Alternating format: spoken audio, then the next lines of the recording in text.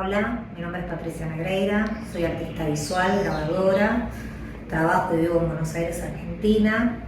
Quiero agradecer al jurado por elegirme y a Ida por darme esta oportunidad de poder fusionar mis dos amores, que son el grabado y la literatura. En esta ocasión trabajé sobre el escritor Honoré de Balzac y su obra Eugène Grandet.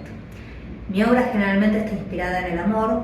La naturaleza está siempre presente de una forma u otra, y es por eso que elegí este poema, por esta joven rebelde que busca constantemente y lucha por su amor prohibido con su primo Charles. Y me imaginé esta pareja rodeada entre la naturaleza, orillas del río, él recostado sobre un árbol mientras le lee a su amada y ella sobre su regazo.